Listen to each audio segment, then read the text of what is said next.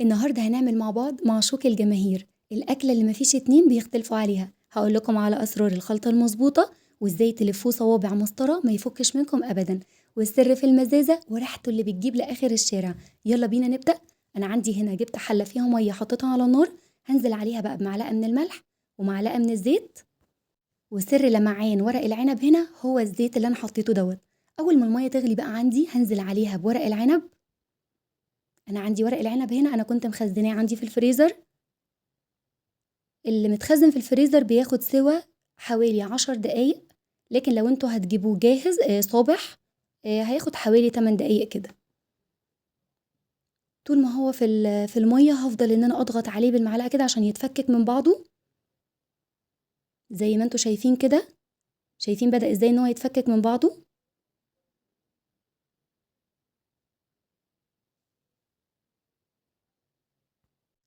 اهم حاجة طول ما هو في المية هفضل اقلبه.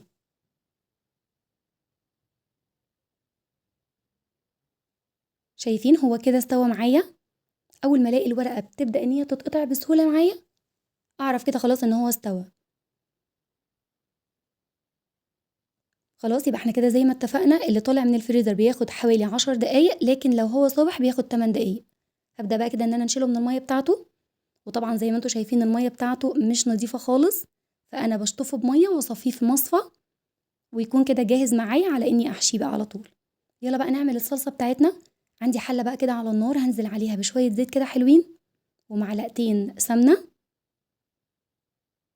طبعا يا ريت لو السمنة بلدي بتخلي المحشي في حتة تانية خالص.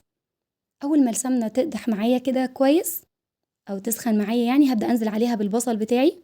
انا عملت هنا للكيلو رز حوالي 3 بصلات كده كبار. هنزل بقى عليها بمعلقة من الملح، الملح طبعا حسب الرغبة يعني. هفضل بقى اقلب كده في البصل كويس حوالي 5 دقايق لحد بس كده ما لونه يغير معايا زي ما انتوا شايفين كده. اول ما لونه يبقى ذهبي معايا كده هبدأ بقى انزل عليه بلتر من الصلصة. انا عندي هنا هعمل كيلو من الرز، كيلو من الرز بياخد لتر من الصلصة على طول.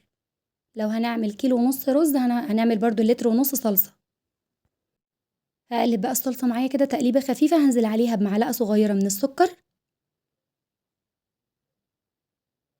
هقلب بقى تقليبة خفيفة واسيب الصلصة بتاعتي تتسبك معايا، مش هقلبها تاني خالص طول ما هي على النار. وده كده خلاص شكلها بعد ما اتسبكت معايا كده خلاص بقت جاهزة. يلا بقى نبدأ نعمل خلطة الرز بتاعتنا. انا عندي هنا كيلو من الرز، هنزل بقى عليه بالتوابل بتاعتي. معلقة صغيرة من الفلفل، معلقتين صغيرين من الكمون، معلقة صغيرة من الكزبرة. هقلبهم بقى كده مع بعض. هنزل بقى عليهم بالصلصة بتاعتي، زي ما قلنا كيلو رز بياخد لتر من الصلصة. هنزل بقى عليهم بربطتين حلوين كده من الخضرة. خضرة عادي مشكلة بتكون شبت وبقدونس وكزبرة، ولو في شبت وبقدونس بس يبقى تمام. هقلبهم بقى كده مع بعض كويس جدا.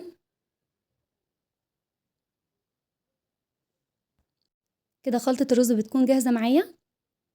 يلا بقى نبدأ كده نحشي ورق العنب بتاعنا. أول حاجة جبت الحلة بتاعتي، هبدأ بقى كده إن أنا أحط فيها شرايح من الفلفل، شرايح من الطماطم، شرايح من الليمون. دي الطبقة اللي أنا بحطها في الحلة من تحت. خلاص كده بتكون جاهزة معايا. يلا بقى كده نبدأ نلف ورق العنب. أنا هنا طبعا بحب إن أنا ألفه على إيديا، لكن في ناس تانية مش بتعرف تلفه على إيديها. طبعا هتجيبي صينية كده مفتوحة أو أي طبق كبير مفتوح قدامك، وهتبدأي تمشي بنفس الخطوات كده بالظبط. شايفين الصباع عامل إزاي؟ طبعا لما بنيجي نلف ورق العنب بنلفه على الناحية اللي هي الخشنة. تمام، يعني احنا بنحط الرز على الناحية الخشنة مش الناعمة. تمام، ونبدأ بقى نلف ورق العنب بالشكل اللي انتوا شايفينه ده. كده عمره ما يفك منكم أبدا. شايفين؟ انا عملته لكم بالتفصيل لان في ناس كتير جدا طلبت مني ورق العنب ان انا اعمله بالتفصيل. عايزاكم بقى تقولوا لي في الكومنتات انتوا بتلفوه على ايديكم ولا بتلفوه على صينية ولا بتلفوه على ايه بالظبط. يلا بقى كده نبدأ نرصه مع بعض. انا بحب ارصه بالطريقة دي.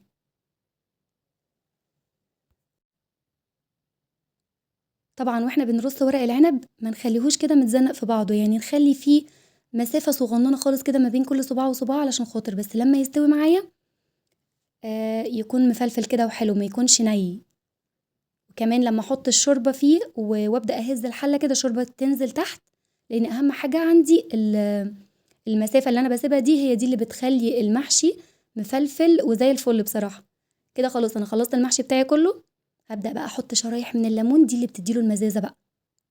طبعا لو انتوا مش بتحبوا ورق العنب يكون فيه مزازة ما تحطوش ما تحطوش الليمون ده خالص. انا هنا بقى بحب ان انا احط معاه فلفل، بصراحة بيخلي ريحته في حتة تانية خالص، الريحة والطعم بيكون جنان.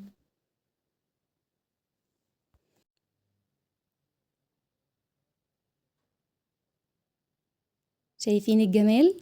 تحفة. كده خلاص يكون خلص معايا. يلا بقى كده نبدأ ان احنا نسويه. هجيب بقى الحلة بتاعتي على النار، اهم حاجة يكون الشوربة بتاعتي تكون مغلية. تمام، هبدأ بقى ان انا انزل بالشوربة. ودي بقى الخطوة المهمة، لازم اهز الحلة هزة كويسة جدا جدا جدا، الشوربة تنزل في الحلة من تحت، دي اهم حاجة. تمام، هسيبه بقى ان هو يستوي على نار عالية. اول ما ان هو يبدأ يتشرب معايا كده ههدي عليه النار خالص، وبكده يكون استوى معايا. هو بياخد سوا على النار ساعة، يعني هو مش بياخد اقل من ساعة. اول ما في الاول خالص بعلي عليه النار، وبعدين اوطي عليه النار خالص اول ما بيتشرب معايا زي ما انا قلت لكم، واسيبه بقى على نار هادية لمدة ساعة، بيطلع بقى معايا مفلفل كده وجميل. شايفين الصوابع عاملة ازاي؟ مفيش ولا صباع فاكك معايا. شايفين؟ وهنا بقى عملت الفلفل لوحده. ايه رأيكم؟ بصراحة يجنن والطعم يجنن. يا ريت بقى لو اول مرة تشوفوني ما تنسوش تشتركوا في القناة لو لسه مشتركتوش، وعايزاكم بقى تقولوا لي رأيكم في الكومنتات.